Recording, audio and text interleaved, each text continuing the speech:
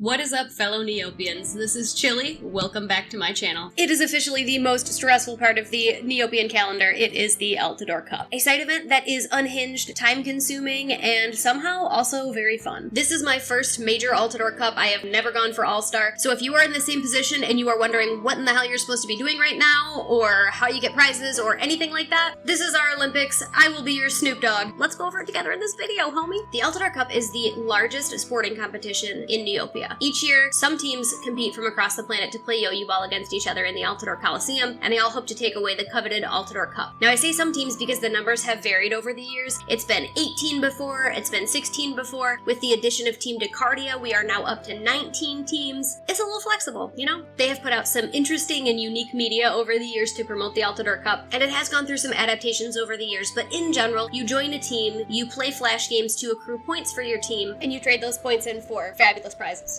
The first Altador Cup was hosted in 2006, and it was won by the Haunted Woods. Now, I literally was going to sit here and go through all of the fucking Altador Cups and tell you who won each of them, but after I recorded it on the first one of these, it was so boring that I didn't even want to fucking listen to it to edit it, so I'm not going to do that. Instead, what I'm going to do is I'm going to put up on the screen here a graphic that I have probably painstakingly created for you people who I love so much that will show you who the winners and losers of the Altador Cups were over the various years. And I also would like to just kind of highlight really quick how fucking terribly Fairyland does every year. Aren't you guys powerful and magic and shit? Can't you fucking cheat? Like, I guess like props for integrity. That's never been anything that I've associated with Fairyland, so weird hill to die on here, crew, but go off, I guess. There's different nuances that existed to the different Altador Cups as the years went on. The prize pools changed. There was different games that were added like Slushy Slinger and Make Some Noise. And of course some really awesome wearable items that we have accrued throughout the years from participating in this sport event. I mean, come on, if you still fit into your middle school soccer t-shirt, you know you would still be wearing it too. There's also an aspect of it that they call the Staff Cup, which is an internal competition that is held during the Altador Cup where Neopets staff members are divided into different teams and they compete against each other,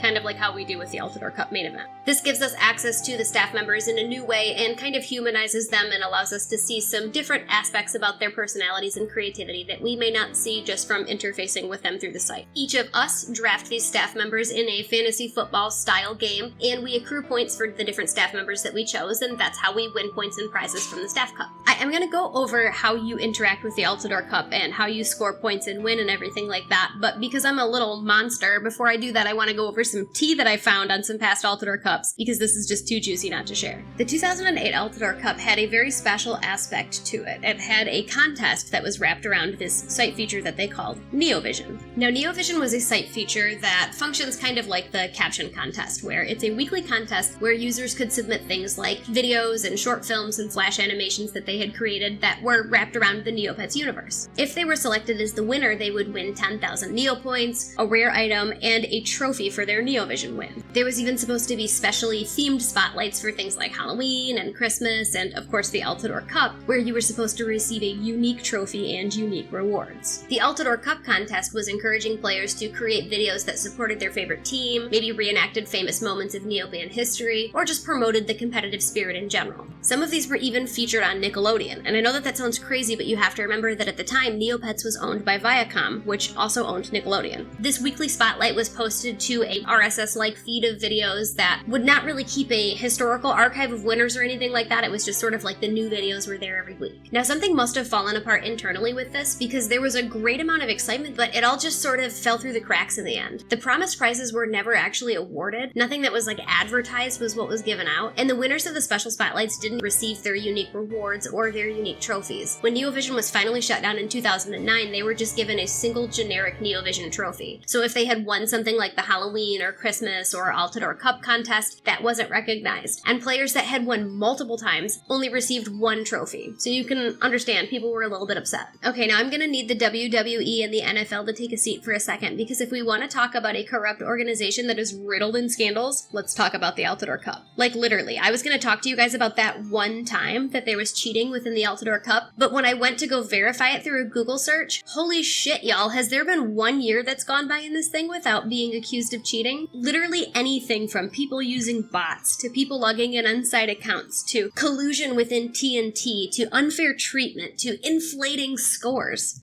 This is not a Bunny hole that I was prepared to go down. At 3 o'clock in the morning, finding an Altador Cup WordPress site where somebody was interviewing a member of the secret society called the Secret Order of the Altador Cup. Like, holy fuck, y'all ride so hard for this site, and I am 150,000% here for it. I'm including a screenshot of it right here, but like, seriously, there are 2 secret societies in the Altador Cup, and they are at war. Check it out. There's a lot of debate, too, about team loyalists versus bandwagoners, and I'm curious, what do you think about it? Are you loyal to the same team every single year, or do you go with whatever team you feel like has the best chance of winning? Let me know in the comments. I'm very curious what you think. Okay, so let's get into what the fuck are we supposed to be doing, and how do we get the prizes for the Altador Cup. For this year's Altador Cup, they lowered the amount of games that you can play max per day to claim scores. So Yo-Yo Ball is 29 games per day, Slushy Slinger is 53 games per day, Make Some Noise is 242 games per day, and Shootout Showdown is 242 games per day. Also, because of the fact that we have 19 teams this year, each team has one bye day where they're not going to be playing anyone, so they won't be earning any points. This is, of course, in addition to the practice days for everybody where nobody is playing. And in true TNT fashion, they have not released a bye day schedule for us, so we just get to, like, just fucking wake up every morning and find out if it's our bye day or not. Thanks for that. They have also changed the rank thresholds, so they're about 75% of what they were in previous years, which should make it a little bit easier for us to earn those all-star ranks this year. Am I right? They've made some changes in the point values as well. I'm going to make a little graphic of it to show you here. Each of the Yo-Yo Ball wins is worth 14 points instead of 12. Draws are now worth 6, but why would you send that in when you could just play again for a win? Slushy Slinger is going to give you 10 points for a qualifying score. Make Some Noise will give you 3 points for a qualifying score, and Shootout Showdown will give you 3 points for a qualifying score. We're also going to be accruing points for correctly guessing the right staff members for our dream team in the Staff Cup. You pick your favorite staff members to fill out your forwards, defenders, and goalies position. There will also be a star player that will be selected from all of the staff participants, and if that person is on your team, then you win an extra bonus prize. At the end of each round, each player's total scores are to be added up. That total is divided by 2, and that's how many points you are awarded for it. And those points are redeemable at the prize shop.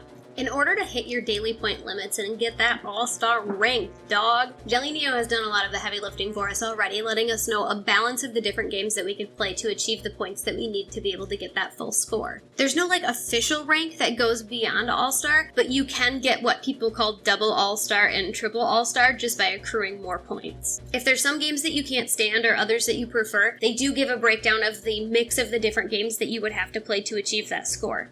Call me crazy, but I'm doing the Yo-Yo Ball only approach, which for me means that I have to do 29 winning games of Yo-Yo Ball a day. However, since we can do 29 of them a day, that means that I really only have to do this for about 13 days straight to achieve my all-star rank. Now, we don't actually know how many days we have to play. In the past, it's been between 22 and 17 days. So it is admittedly a little bit of a risk because I don't actually know that we're going to have 13 days to play, but I'm just making the assumption and I'm hoping that I'm right. So why does your rank matter? Well, it really only matters for what trophy that you're going to be getting, which, as you know, is the most important thing in the world. This is going to be on your user lookup forever. That's like your Neopian permanent record. Your team's rank is going to define how ornate your trophy is. There's some examples here that I'm going to throw down. So in conclusion, if you are wondering what you're supposed to be doing to earn your all-star rank, take a look at this screenshot right here, select which approach you think would be better after you play some of the games, decide which ones you like the best, and then you can create a daily schedule for yourself that tells you how many of these you need to do based off of what the max is. And here, I'm going to show you an example. I don't know, not everybody is good at math, and not everybody thinks in fucking science shapes, okay? So I'm just going to do it just in case somebody doesn't know how to. So really, it's pretty much this. I mean, we can select one of these different, maybe I Hate Slushy Slinger or Yo-Yo Ball Heavy, and it's going to take the weighting from the points per game and the max games per day and everything and tell you how many times a day you have to play for the different days down here. So like I said, I'm going to be doing a Yo-Yo Ball only schedule, so I have 24 games a day that I need to play of Yo-Yo Ball to get to my 4,956 point total. And if you were going to be doing a, let's say, even mix, you would be doing 11 of all of the games, Yo-Yo Ball, Slushy Slinger, Make Some Noise, and Showdown every day for 15 days. to be able to get to that limit. Now again, we have no fucking idea how many days we have in this, okay? So take that with a grain of salt. This is just over a 15-day period. Now I'm doing the UU ball only, and since I can do up to 29 max games a day, this would make it so that I can do this over the course of 15 days if I want, to make it a little bit less crazy on me. But as you know, I'm going to actually be doing 29 games a day, so mine is going to look a little bit more like this. So as you can see, I have to do 29 games a day for the first 12 days of this son of a bitch, and then on the 13th day I can do 9 games, and that will get me over the threshold for being a motherfucking all-star like Smash Mouth. So that in general is the Altador Cup. Let's talk a little bit about the specific games that you're going to be playing.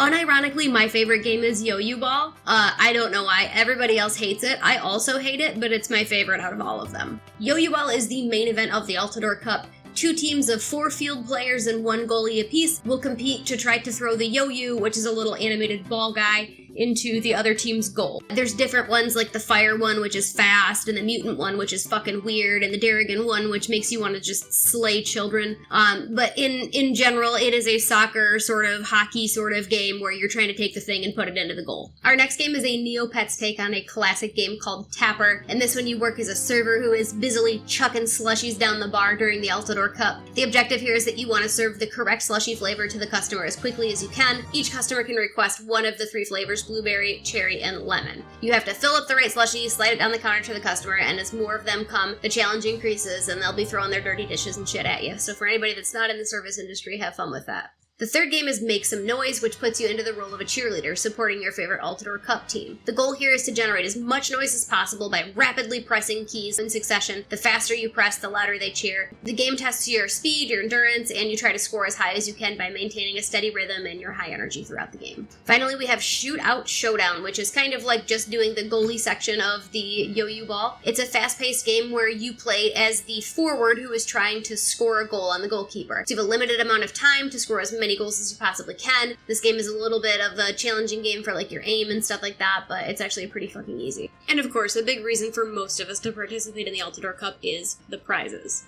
Starting with the sign-up prizes that I'm showing here, which I find it very cool that the more years that you play the Altador Cup, the better your sign-up prizes. I think that that's pretty awesome. And on top of that, we have the points that we're all earning during our crazy fucking cult-like game playing to be able to dip our toes into this prize pool. Taking a look at the official prize pool, there are some kind of cool stuff that I would probably want to collect on here. I do like the look of these like sort of Taylor Swift friendship bracelets. I'm not a big Swiftie, but I think that they're kind of cute. One thing that I did notice though is there's a lot of items in here that seem like they've come from previous Altador Cups. So I did jump over to Jelly Neo and I made a list of all of these items that I could find, and I put them together on this prize pool shop. So the values and the rarities sort of vary between them, going anywhere from this bowl of Yo-Yo Ball cereal, which is 2,300 Neopoints, up to like the snow yo-yo gown, which is like 75 million. But one thing that I did notice from this is that there are very few new items that were released for this Altador Cup. I don't know if that's typical, really just the friendship bracelets seem to be the new thing, but a lot of them are from previous Altador Cups, so that may affect their value on the market.